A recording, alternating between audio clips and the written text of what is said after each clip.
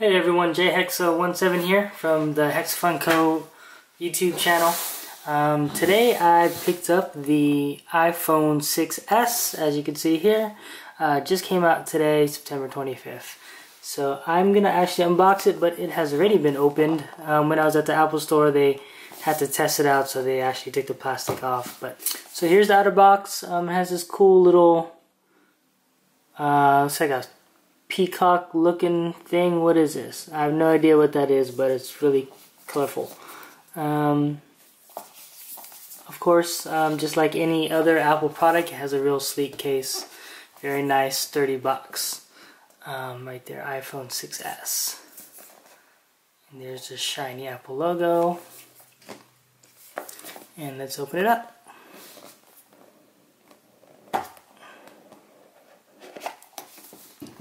There you go. So there's the phone.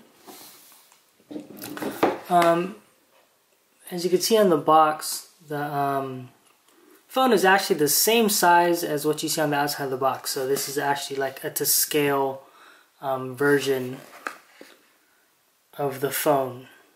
Okay. So here's the actual phone. Okay.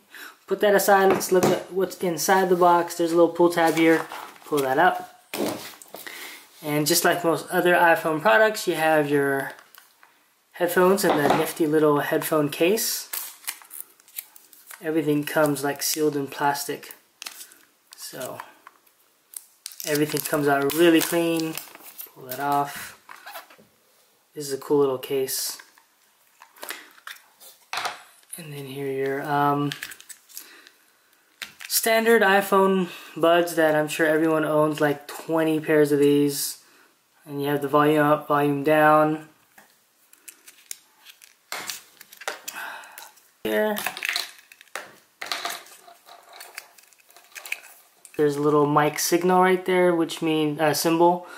So you should be able to use these just like any of the other ones as a hands-free when you're talking on your phone. Now here's your adapter. Again, pretty standard, nothing's changed here for a while. You have your iPhone cord, which has changed, but I think this change happened with the iPhone 5. It started to use these. This is the Lightning to USB cable. So it comes with one of those. Can't have enough of these. I feel like I lose them all the time. So I now bought a few of them, and I have like one at work, one by my bed, one downstairs by the kitchen. So you could never have too many of these dang things.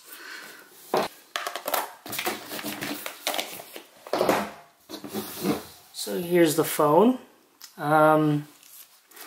This one is a 4.7 inch screen compared to my other phone, which is an iPhone 5, I believe. This is iPhone 5. You can see that it's a little bit bigger. Pretty sure this is the same size as the iPhone 6. And then obviously there's a 6 Plus, which is a 5.5 inch display. I decided to go with this one because I didn't need the iPhone 6 Plus, and also they were out of stock. I was actually thinking of getting it, but I thought the 5.5 inch display might be a little bit too big.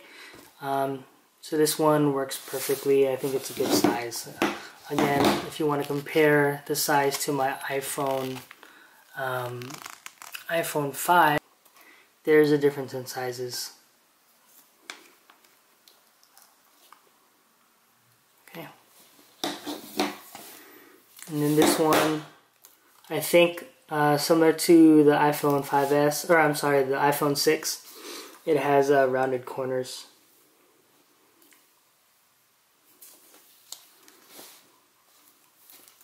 It's very thin too, in comparison.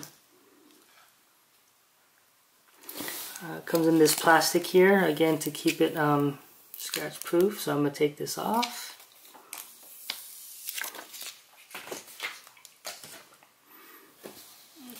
And there is a home screen that they have, this nifty blue little design in the background.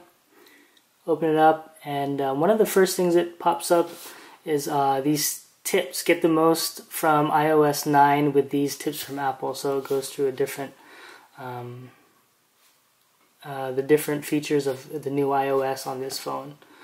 Let's see, peek and pop to quickly view content. This has a force touch, so I think you could press something and then press it a little bit more, and then you could do these little different pop-ups. Oops. Okay. Peek to preview, use 3D touch. That's the same as I think with the force touches on the new iMacs or MacBook Pros. Use 3D touch to peek at a link without leaving the app you're in. Press the link to preview. Press a little deeper to pop it open. Take a shortcut with quick actions. As you can see there. Like what you're hearing, ask Siri to play the rest of this album. So I think this new iOS is really good with the Siri. It has a lot more things that you could ask her, and especially when it comes to music. See what's nearby, use maps to find food, shopping, health facilities, fun, blah blah blah. Just tap the search field. You guys kind of already know what that is. Make a note of that. In Safari, Maps, and many other apps, you can save a note about what you're looking at without leaving the app. That's pretty cool because you're not going to have to bounce around. Before you used to kind of double click, go to the next, find your notes, make a note, then you kind of go back. This one, it looks like the notes just go right over the page, and it's going to be pretty seamless. Ask Siri to find those vacation photos. So yeah, you could ask Siri, hey, can you show me a picture taken at blah blah blah at a time in Maui? Like, swipe to read more stories and news, add attachments to email, find your best shot. So there's a bunch of stuff here that you go through. I chose the white with the silver. There's also a white with a rose gold, a white with a regular gold, the white with the silver, which is this one, and I think a white with a space gray. So those are the 4 different finishes that you could have. This one here is a 128 gigabyte. It also comes in a 64 and a 16. The 128 gigabyte is $849 on if you buy it from Apple. But I got mine with a subscription, so I extended my contract 2 years, and so I only had to pay $399. It does take the taxes though. You do have to pay taxes on the full price, so the tax is on $849. So eventually mine came out to $480 or something like that. It just depends on how much the tax is wherever you're at. The 64 gig is $749 and the 16 gig is $649. I highly suggest you don't get the 16 gig. If you get the 16 gig, by the time you put in all your apps, you're probably only going to have a couple of gigs left for pictures, and it'll be super frustrating. They took out the 32 gig, so if I were you, get at least the 64 gig. You will regret it if you only get the 16 gig, because that's what I got with my other phone, and it sucks. So make sure you get the 64 gig. Now I got my phone at AT&T. I did not get the Apple Care, but I did get the protection plan with AT&T. I paid $9.99 extra a month, but it does cover water damage, which I don't believe Apple Care covers. So it covers water damage, and it also covers loss or theft.